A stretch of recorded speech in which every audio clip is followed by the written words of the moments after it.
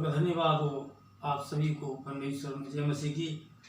और जैसा कि परमेश्वर का वचन आज का है कि परमेश्वर के ऊपर अपने मन को स्थिर रखना, अपने आप को परमेश्वर में स्थिर रखना, ये पाया जाता है रोमियो उसका 8वां अध्याय और उसकी 6 से 8 तक लिखा हुआ है। रोमियो उसका 8वां अध्याय और उसकी 6 से 8 आज तक लिखा हुआ है, शरीर पर मन लगाना तो मृत्यु है, पर आत्मा पर मन लगाना जीवन और शांति है।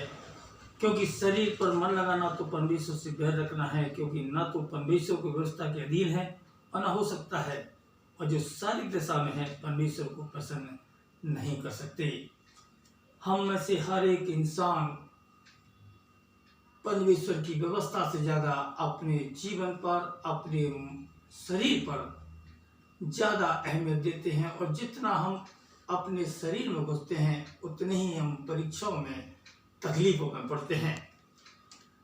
बाइबल में बहुत सी आयत ऐसी हैं, बहुत सी चीज़ों को हमने जाना, बहुत सी चीज़ों को हमने अपने जीवन में उतारा है कि परमेश्वर के जितने भी लोग हुए उन्होंने परमेश्वर के ऊपर, उनका विश्वास परमेश्वर के ऊपर था, व्यवस्था पर था, इसीलिए वो परमेश्वर के द्वारा बचाए गए।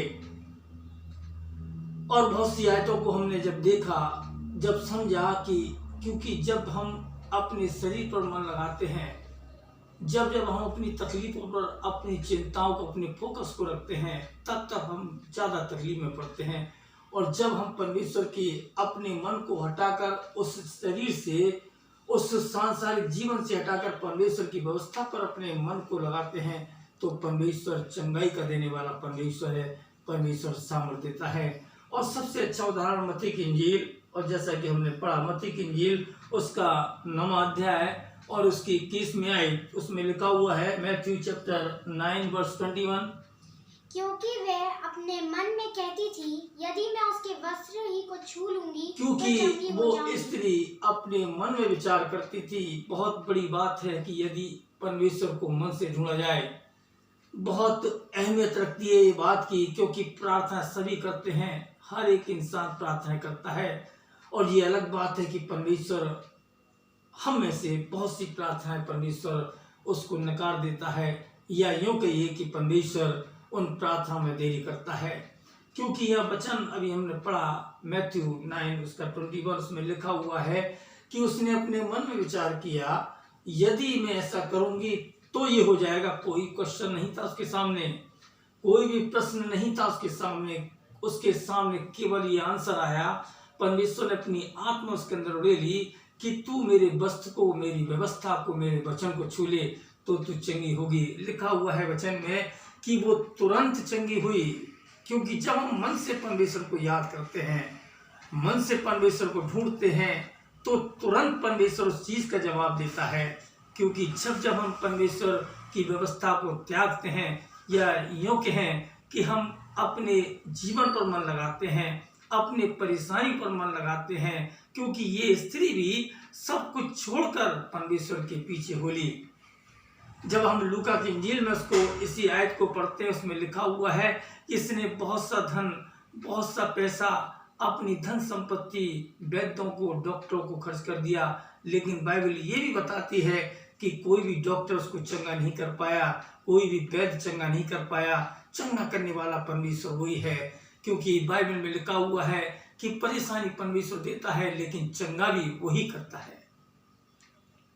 क्योंकि हम बहुत कुछ इन चीज़ों से सीख लेने की ज़रूरत है। रोमियो उसका लिखा हुआ है, रोमियो उसका 7वां अध्याय और उसकी 19वीं आयत में लिखा हुआ है, क्योंकि जिस अच्छे काम की मैं इच्छा करता हूँ वह तो नहीं करता। जिस अच्छे काम करने की मेरी इच्छा होती है, जो काम मुझे भाता है, मन बहुत होता है कि मैं परमेश्वर को पहन लूँ, हमारा मन बहुत होता है कि परमेश्वर को अपने जीवन में उतारें, लेकिन ऐसी कौन सी बेड़ियां हैं जो परमेश्वर को पास आने से रोकती हैं? ऐसी कौन सी बात है जो परमेश्वर के नज़दीक आने से हमको रोकती है?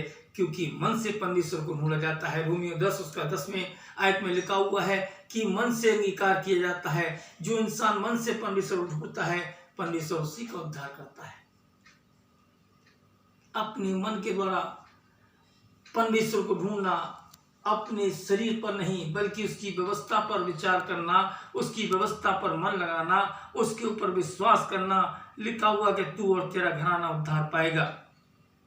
इसमें लिखा हुआ अभी हमने पढ़ा, जिस अच्छे काम करने की इच्छा होती है वो मैं नहीं करता, और जो बुरा काम जो मैं नहीं चाहता, जिससे हम दूर रहना चाहते हैं, क्योंकि ये काम सब मन कराता है। इसी आयतों में आगे लिखा हुआ है हमारे अंदर दो तरह की व्यवस्था दिखाई देती हैं, और आगे ये भी लिखा हुआ है कि इसका करने वाला मैं ना हुआ बल्कि पाप है जो हमारे अंदर समाया हुआ है। और ये पाप जब ही निकलता है, ये दुष्टता हमारे जीवन से तभी निकलती है जब परमेश्वर का वचन हमारे जीवन में होता है। और इसीलिए परमेश्वर का रोमियो पौलुस ने इस बात को लिखा कि शरीर पर मन लगाना मृत्यु है, लेकिन व्यवस्था पर परमेश्वर के ऊपर मन लगाना जीवन है। उसके द्वारा हमारे जीवन का उद्धार होता है, उसके द्वारा हम बचाए जाते हैं, उसी के द्वारा हम परमेश्वर की महिमा कर सकते हैं। परमेश्वर करे कि हम अपने मन को परमेश्वर के ऊपर लगाएं, अपने मन को उसकी व्यवस्था पर लगाएं, अपने मन को उसकी प्रार्थना में लगाएं, ताकि जब हम परेशान हों अपने ये मन में विचार करें। लिखा हुआ भी हमने पढ़ा कि उसने अपने मन में विचार किया, लिखा हुआ है कि तो मैं चंगी हो जाऊंगी। कोई प्रश्न उसके सामने नहीं था, कोई भी ऐसी परिस्थिति उसके सामने नहीं थी, उसको परमेश्वर का ये उत्तर मिला, तो मैं चंगी हो जाऊंगी।